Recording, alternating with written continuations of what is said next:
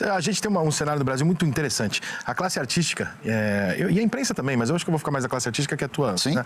A classe artística tem um viés ideológico gritantemente, tirando ali o pagode e o sertanejo, que são mais, né, mesclados e tal, a classe artística, de maneira geral, ela é gritantemente do mesma ideologia. É a enorme maioria. E a imprensa também.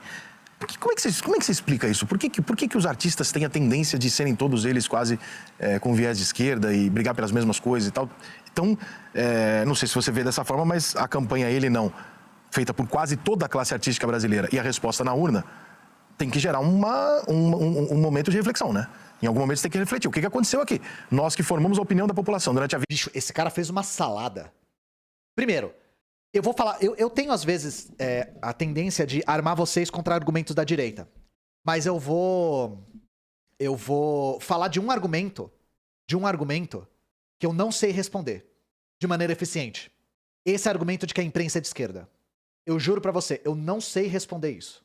Porque isso é tão burro, mas tão burro, que parece que tá fora da casinha. Tá tipo, parece... O cara, ele não tá nem na estaca zero, tá ligado? Ele não chegou nem no zero. É difícil você conseguir argumentar com um cara que não tá nem falando a mesma língua que você, sabe? Exato, a gente tá como? A gente tá assim, ó. Isso aqui é o argumento. E vai descendo até que fica fora da casinha, fora da casinha. E eu tô... Parabéns aí, maior compositor microtonal que a gente tem no Brasil. Arrigo Barnabé vai ter que se aposentar depois dessa, né? Porque agora a gente tá separado, né? Tem o YouTube de cortes da live e tem o YouTube que eu boto as minhas lives em ensaio. Inclusive, eu já tô escrevendo a próxima, tá, gente? Quem gosta das lives longas do canal do YouTube com lives de 1, 2, 3 horas, eu vou fazer... Eu já tô escrevendo a próxima, tá? Então, e não é o Lau 2, infelizmente não é o Lau 2. Sabe por quê? Eu tô abordando agora... tô abordando temas que são mais utilidade pública por hora. Então eu tô falando mais de história do Brasil e mais de teoria marxista-leninista, que são relevantes pro nosso momento político agora. Mas qual o tema? Eu vou fazer sobre integralismo, gente. Porque recentemente a gente viu, novamente, crises cíclicas do capitalismo geram uma insurgência de extrema-direita, né? E nós vimos o integralismo ser ressuscitado. Então eu preciso fazer uma live... falando sobre o porquê que o integralismo é fascista sim. Isso é uma das coisas que me incomoda muito, de pessoas reabilitando o integralismo e tentando afastar ele da lógica do fascismo. O integralismo é fascismo clássico. O integralismo é inspirado no fascismo italiano, assim, em todos os detalhes. Minha live do Collor foi o quê? Isso é uma mentira, é uma pantomima, uma patuscada. Quem elegeu o Bolsonaro? Quem elegeu o Bolsonaro, desculpa, cara, não foi você, não foi o pobre. Quem elegeu o Bolsonaro foi um grupo de pessoas que entenderam que o ódio que existia contra o PT estava sendo canalizado bem pelo Bolsonaro. Então enxergaram no Bolsonaro a forma de chegar até o poder, porque existiam outros 8 ou 9 candidatos de direita ali que poderiam implementar uma agenda liberal, que nem o Bolsonaro nem liberal e que poderiam estar conseguindo, de alguma maneira, estabelecer esse vínculo, vamos dizer assim, político com a parte de centro-direita e a direita do Brasil, que sempre esteve no poder, tirando o período do governo Lula, né? Que efetivamente era esse o interesse. Então, quando a elite, repito, a elite econômica do Brasil olha para o Bolsonaro, ela não enxerga no Bolsonaro competência, ela sabe que o Bolsonaro é incompetente. O Bolsonaro ficou 28 anos no Congresso Nacional e não fez nada por ninguém, nem por você, nem pela Polícia Militar, que ele gosta de tirar onda, de falar que defendeu polícia, etc. Nunca fez nada por ninguém. Nada. Nem ele, nem os seus filhos. Não fizeram nada por esse país. Só que eles fizeram uma coisa. Eles canalizaram o ódio ao PT. E quando as pessoas queriam tirar o PT nas urnas, quem canalizava melhor era ele. Por quê? Porque o Bolsonaro era um Doberman, era um Rottweiler. Tem muita informação aqui, tá difícil de comentar. Ele com sangue na boca, e o Amoedo era um pincher, que não conseguia comunicar. O Amoedo tem um carisma... Então o Amoedo, o que seria melhor para o Brasil? Um Bolsonaro ou uma pessoa de direita, vamos dizer assim, levando ideologicamente, sim. Ou uma pessoa de direita que iria ali implementar. Só que uma pessoa de direita que não fosse o Bolsonaro não tinha condição de combater ali aquele momento com o PT, que estava polarizado. Tem uma série de coisas aqui que ele falou, que ele misturou conceitos porque parece que ele não tem essa clareza na cabeça dele ainda. Pra ele não tá claro o porquê que o Bolsonaro foi eleito e não o Amoedo, sendo que os dois defendiam a classe dominante. Mas tem uma causa. Inclusive, se vocês viram o vídeo do Collor, vocês vão entender um pouco melhor disso. Porque a dinâmica que fez com que a mídia apoiasse o Collor é a mesma dinâmica que fez com que a mídia apoiasse... apoiando o Bolsonaro, não o criticando, né? Da mesma maneira. Nós temos o seguinte... Você analisar uma eleição só com a burguesia decidiu que tal candidato vai ser eleito e tal candidato foi eleito é muito raso. Não é simples assim, não é tão direta a relação. Porque ainda nós temos o direito do voto direto. Nós ainda podemos votar. E se a maior parte das pessoas decidirem votar em fulano, fulano é eleito. O máximo que a burguesia pode fazer é dar um golpe, como ela fez em 64 e tal. O que aconteceu? O Bolsonaro não foi eleito porque ele era o candidato da burguesia, escolhido pela burguesia. O Bolsonaro foi eleito porque ele é o candidato que se mostrou capaz de derrotar o Haddad. Foi a mesma coisa, muito parecido com o Collor. O Collor, ele não foi escolhido por toda a burguesia e depois a burguesia elegeu ele. O Collor, ele se mostrou o único capaz de derrotar o Lula. Então é uma soma das duas coisas. É um candidato, que é o Brizola, no caso, mas eu falei do Lula porque o Lula foi pro segundo turno. Então é uma soma das duas coisas. É, primeiro, um candidato que tenha, sim, as pautas da burguesia no seu projeto, que o Bolsonaro tem. O Tico Santa Cruz aqui falou que o Bolsonaro não é liberal, mas ele não é só liberal, ele é ultraliberal. Ultraliberal. Lembrando que o ministro da Economia do Bolsonaro é o Paulo Guedes, tá? É o Paulo Guedes. Se o Paulo Guedes não é liberal, gente, e não importa o que os liberais falem, porque o liberalismo é sempre a mesma merda. Você quer liberalismo, aí na hora que o liberalismo acontece, falam que não liberalizou o suficiente. O Paulo Guedes é ultraliberal, neoliberal, o cara é assim. Quando ele foi pro inferno, ele vai encontrar com o Pinochet, com o Thatcher, com o Reagan, com essa corja toda, tá? Se der errado, não é liberal, aí liberaliza mais, né? É sempre a mesma história. A questão é o seguinte, o Bolsonaro, ele se mostrou capaz de derrotar um projeto extremamente poderoso, que era o do Lula. Gente, o Lula é imparável. Imparável. O Lula é uma máquina de vencer eleições no Brasil. Qual que é a questão? Vocês sabem que o liberal é o fascista de férias, né? Então, em 2018, todos os liberais saíram de férias. Acabaram as férias em 2018. Todo liberal recorre ao fascismo para se salvar da classe trabalhadora. Sempre. E por que o fascismo é tão poderoso? O fascismo é, número 1, um fenômeno de massas. Diferente do neoliberalismo. O neoliberalismo não é um fenômeno de massas. O neoliberalismo nunca teve a aprovação da maioria. O neoliberalismo sempre foi um projeto extremamente antipopular. O grande público nunca aceitou privatização de estatais. Nunca. O grande, tá? O macro. O grande público nunca aceitou esse desmonte que a gente está passando. A financiarização da economia, a abertura econômica. Isso nunca foi um projeto popular. A questão é, o fascismo é de massas. O fascismo é o cão de guarda da burguesia. O fascismo é um fenômeno de massas. Como ele é um fenômeno de massas? O fascismo é extremamente competente em pegar as demandas da classe trabalhadora e desviar o foco. Então, em momentos de crise... O fascismo ele tá sempre lá, tá? Ele nunca foi embora. Ele tá sempre dormindo, sempre nos... Se você procurar em todos os momentos da história, desde que o fascismo existe, porque ele só existe a partir do momento que existem fenômenos de massa, ele tá sempre dormindo lá. Ele tem um empurrão, ele surge de novo como fenômeno de massas em momentos de crise do capitalismo. Crise, tá? Por quê? Durante uma crise, as pessoas entram em carestia. As pessoas ficam com fome, ficam desalojadas, perdem o emprego, não conseguem se sustentar. E aí, o que o fascismo faz? O fascismo pega o sofrimento da classe e dá uma causa falsa. Ele, em vez de falar, tá vendo por que você tá sofrendo? É por causa da política pública da burguesia. Ele fala, não, você tá sofrendo porque a Globo tá destruindo a família. Porque tá vindo muito imigrante. Porque tem muita demarcação de terra indígena. Porque tem muita área quilombola no Brasil. Porque o Brasil tá desarmado. O fascismo sempre pega o sofrimento da classe trabalhadora e dá uma resposta falsa. Então é por isso que ele cresce em momentos de carestia. Ele cresce em momentos de crise. E aí, como a burguesia teme, mais do que qualquer coisa, a organização da classe trabalhadora, ela sempre recorre ao fascismo como o seu cão de guarda. Por isso que a burguesia apoiou a eleição do Bolsonaro. Não porque o Bolsonaro era o favorito dela, mas porque o Bolsonaro, em momento de crise do capitalismo, se mostrou capaz de derrotar um projeto mais popular, que era o projeto do PT. Entendem? E aí vocês sabem como o Bolsonaro conseguiu chegar nas massas, como o Bolsonaro cometeu um crime fazendo disparos em massa para pessoas que só se informam através de WhatsApp e Facebook. Vocês sabem disso. Vamos supor que metade dos colegas, sejam atores, artistas de maneira geral, resolvam aparecer e dizer, eu votei no Bolsonaro e gosto do governo dele, vocês vão tolerar? Não, peraí, não é uma questão de tolerar. Você votou no Bolsonaro e gosta... Tolerar? Você quer que ele faça o quê? Saca uma katana e corte o pescoço do cara? Que o Tico Santa... Se um ator falar, eu votei no Bolsonaro e gosto do governo dele, o Tico Santa Cruz tem que achar o quê? Tem que achar nada, velho. Eu não entendi a pergunta. Que pergunta esquisita, velho.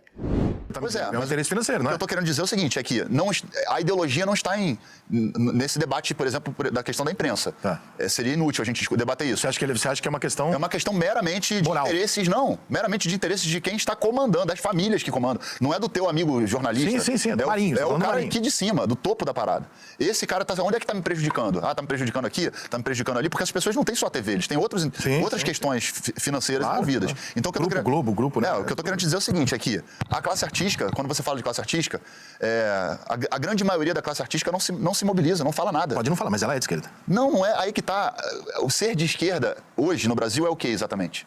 É ser contra o Bolsonaro? Não, Isso. é você defender, por exemplo, o Lula ou achar aceitável que o Lula seja o líder da maior quadrilha que nós já tivemos condenada nesse país por roubo, com números todos eles apurados e condenados, e achar isso aceitável, e o Bolsonaro absolutamente impossível. Ou os dois são Números apurados e condenados, o Lula tá solto e inocentado. Como assim apurado e condenado? Que apurado e condenado? Que porra é essa, tá ligado? Mas enfim, ser de esquerda é o PT.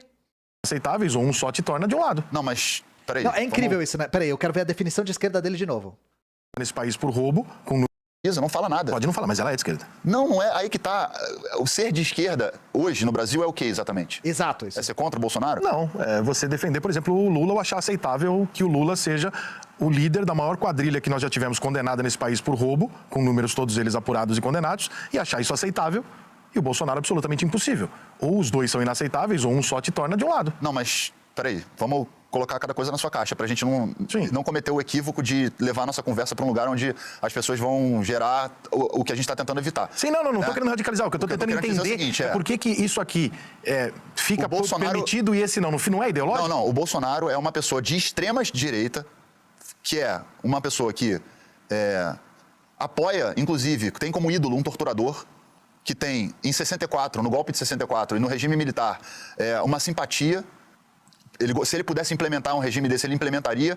Se ele pudesse torturar as pessoas que discordam dele, ele torturaria. Se ele pudesse fazer isso, ele faria. Ele é o Ustra, comandante Ustra, que ele fala tanto, fazia isso. Novamente, o Tico mostra que ele não tem clareza do que faz o Bolsonaro ser de direita. Isso é que é foda, porque... E as pessoas que não defendem a ditadura? E quem condena o Ustra? Não é de direita? O problema é esse, gente. Então, se o que faz o Bolsonaro ser de direita é ele defender a ditadura e o Ustra, quem não defende é de esquerda? Não, né? Porque ele não tem clareza da própria definição. E pro Rica Perrone, quem é de esquerda é quem defende o Lula e o maior esquema de corrupção da Via Láctea. Então, assim, quando a gente usa esse tipo de categoria, a gente tem que ter clareza da categoria que a gente tá usando. As pessoas estavam ali, de alguma maneira, foram artistas que foram torturados, pessoas foram torturadas, estudantes, líderes foram torturados, que não tinha nada a ver com Eu falei isso mais cedo antes da rádio, mas eu falo de novo. Definição de esquerda e de direita. Você defende a manutenção e expansão do capitalismo? Você é de direita. Você defende a reforma ou a destruição do capitalismo? Você é de esquerda. Tá aí. A gente pode sintetizar isso não como capitalismo, mas como a manutenção da propriedade privada, que é o alicerce central do capitalismo. Pudesse torturar as pessoas que discordam dele. Se ele pudesse implementar um regime ditatorial, onde tivesse poder para colocar isso em prática, eu não tenho a menor dúvida, porque quando você exalta um torturador, é porque você se identifica com ele. Sim, mas é exatamente esse o ponto Então, que o eu que eu quero tô chegar. tentando dizer para você é o seguinte, o Bolsonaro é uma pessoa que não era nem para ser debate, porque ele é um desqualificado, ele não tem absolutamente nenhuma condição de gerir nem o condomínio dele, quanto mais um país complexo como o Brasil. Ele foi eleito por causa do ódio ao PT. Aí, vamos pro lado do Lula. Aí o Lula, o PT é um partido que, sem dúvida nenhuma, é um partido que... Ele falou da mesma coisa que eu falei. O Bolsonaro foi eleito por causa do ódio do PT. Sim. O que é o ódio ao PT? É uma resposta falsa à crise material capitalista. Não é só ódio ao PT. É o ódio ao PT como uma resposta para as causas da crise do capitalismo.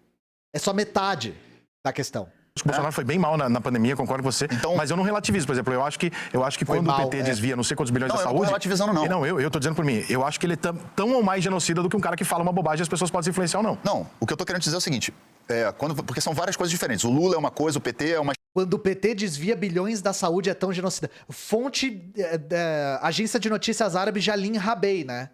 O Rica Perrone, ele pressupõe que ele vai jogar na parede e vai colar. Não, o PT desviou 3 trilhões da saúde. Por quê? Porque desviou. Desviou 5 bilhões da educação. Desviou 4 quadrilhões da moradia. É isso. Joga na parede e vê se cola. Você não vai ser cobrado mesmo, né?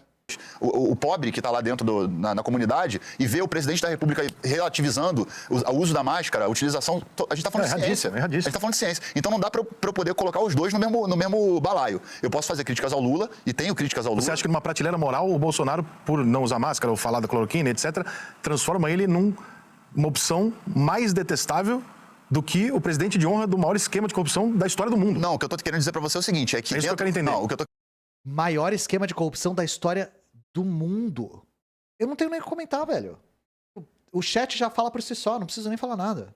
Quero dizer pra você o seguinte, é que esquece a política agora. Sai da parte eu tô botando os dois. Os dois fizeram coisas erradas. Isso aqui é muito mais grave do que isso pra você? Temos os dois aqui, tá? Então vamos dizer que... Você acha que se o Lula fosse o presidente da República, agora, durante a pandemia, nós teríamos 600 mil mortos?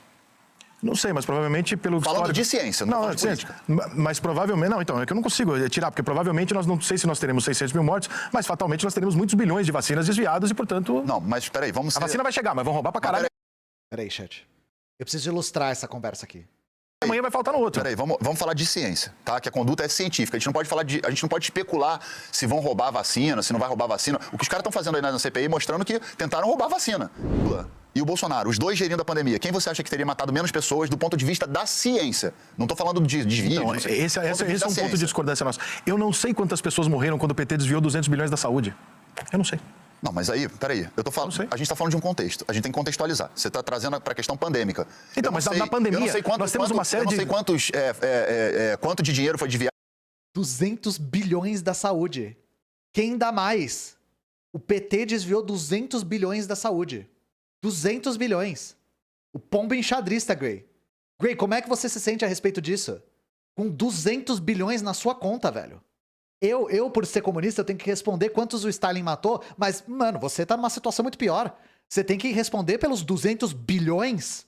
Só um minuto. A gente estava ali, e eu participei ativamente da campanha do Ciro em 2018, deixando claríssimo de que não havia da minha parte e da parte no primeiro turno, da parte das pessoas com as quais eu me envolvi, e eu conheço vários que foram lá ouvir o Ciro, escutar o Ciro, etc., de que a gente sabia que o PT iria perder. E eu posso explicar por que o PT iria perder. Simples. Não, mas não ficou ruim. Não seria do caralho pra vocês se vocês tivessem falado assim, olha turno. Não, mas desde o primeiro, quando vocês, quando vocês falaram não. Isso foi no segundo turno. No primeiro turno. Mas não seria do caralho se vocês tivessem dito eles. Mas no primeiro turno. Porque os valores morais seriam os mesmos dos dois lados. No primeiro turno, quando estava difuso a coisa, tinha várias frentes. Não estava unido. Tinha as pessoas que queriam votar no Ciro, tinha as pessoas que queriam votar no Moedo, os que iam votar no Bolsonaro, as pessoas que iam votar no Haddad. Eu, desde o começo, tenho um artigo meu escrito na Carta Capital em 17, falando: o Lula não pode vir como presidente. Em 18. O PT tem que sair da linha de frente. Sim, depois de tudo aquilo, tinha que, claro. Então, não só depois de tudo aquilo que você está alertando, depois de tudo que aconteceu. Depois da Dilma ter sido empichada, depois de 4 anos, 3 anos ali, de uma série de questões que estavam evidentes que o PT ia perder. Mas você entende que eu não estou dizendo pra você que eu discordo de você e ele não. Não, nós estamos concordando a mesma coisa. Eu tô dizendo que eu acho que vocês perderam, vocês que eu tô generalizando. Vocês perderam a oportunidade de não ficar de um lado ideológico. Vocês dizem que todo mundo na nossa moral diz que os dois não. No segundo turno, quando você tem Haddad e Bolsonaro, aí que entra ele não, que aí que entra essa parte dele não. Aí é o seguinte, com todo respeito com você e para as pessoas que se arrependeram de votar no Bolsonaro, se você se arrependeu de votar no Bolsonaro. O que acontece é o seguinte, você tinha ali o PT e o Bolsonaro, ok. Não queria votar no PT. Beleza. E se votasse nulo também ia dar no mesmo, ia votar no Bolsonaro. Só que, nesse momento, que nós estamos em 2021, se você chegar pra mim e disser pra mim, não, eu continuo votando no Bolsonaro em 2022, eu vou olhar pra você e vou falar, essas 600 mil mortes não mudaram absolutamente nada na sua cabeça, o desastre econômico não mudou nada, as atuações de corrupção que estão sendo apuradas também não mudou absolutamente nada, todo o aparato, o aparelhamento do Estado que você sabe que foi feito pelo Bolsonaro também não mudou nada. Então, o que você tá me dizendo, o que eu tô entendendo é o seguinte, é que se porventura chegar em 2022 e tiver Lula e Bolsonaro, você vai votar no Bolsonaro. Vou. Pois é. Mas aí que tá, mas aí eu posso te dar o mesmo argumento que você tá me dando. O aparelhamento de todas as empresas estatais do Brasil pra roubar não te disseram nada. Não. Os bilhões desviados da saúde pra você não seriam genocídio. Tudo isso que você falou do Bolsonaro, o PT também. Olha só, vamos lá. Depois que os dois não. Agora sim, mas por que a gente não fez um movimento pros dois? Não, eu fiz um movimento. Sim, mas eu tô dizendo, eu falei da classe. Você não foi um erro da classe não ter se unido pra derrubar os dois. A classe só se movimentou com ele não, como eu tô te falando. Não, vocês não começaram a se posicionar contra o cara pra caralho. Óbvio, o Bolsonaro é um estrago, mas o outro também é verdade. Não, mas o outro não tava o outro, ainda tinha o segundo turno. Então, mas deixa o outro chegar no segundo turno, de tudo que o Bolsonaro não ir. Fica uma coisa que parece ideológico. Não, cara, Rico, olha só, por favor. Não foi feito de tudo para que o Bolsonaro não chegasse no segundo turno. O Bolsonaro já estava claro que ele iria para o segundo turno. Alguns setores do campo progressista tentaram colocar o Ciro como uma opção. Sim, no final do movimento para tentar tirar o Lula e botar o Ciro no Haddad. É que na verdade o Haddad nunca se colocou como Haddad, né? O slogan dele era Haddad Lula. Havia uma estratégia do PT, e eu falo isso claramente, a estratégia do PT para 2018 foi completamente equivocada. Completamente equivocada. Completamente. Assim como eu ainda acho que para 2022 continua sendo equivocada. Ainda que agora todo mundo tá botando a cara aí pra falar, que agora um monte de gente que desapareceu na época do impeachment da Dilma, que largou a gente tomando bala sozinho, agora tá aí botando a cara. Lula não sei o quê, Lula lá, blá, blá, blá. Cadê? Onde é que as pessoas estavam quando a gente tava lá defendendo, por exemplo, que a Constituição fosse respeitada? essa quebra que aconteceu dentro da democracia, porque essa quebra que aconteceu dentro da democracia tá repercutindo agora. Com todas essas brigas que a gente tá tendo, essa confusão, essa loucura que tá no Brasil. A gente tá vivendo fascismo, você? Nós não estamos vivendo o fascismo, mas nós temos grandes representantes fascistas no poder. Temos grandes representantes fascistas no poder. Isso aí não é nenhuma dúvida. Porque o que é o fascismo, Rica? Isso que no meu bar chegar e falar, olha, no meu bar vai entrar qualquer um, porque eu não me importo. Não, mas E no eu outro, acho que isso, quando a gente fala de pandemia ou epidemia ou qualquer coisa que coloque em risco a saúde coletiva, o individual não prevalece. Cara, esse papo aqui tá foda. Tô curtindo pra caralho, mas eu tenho que te liberar porque tu tem uma live agora. Então... Obrigado, foi uma das piores coisas que eu já vi em toda a minha vida. Foi foda, hein? Foi foda, hein, chat? Foi foda. Eu tô. Saúde em primeiro lugar, né?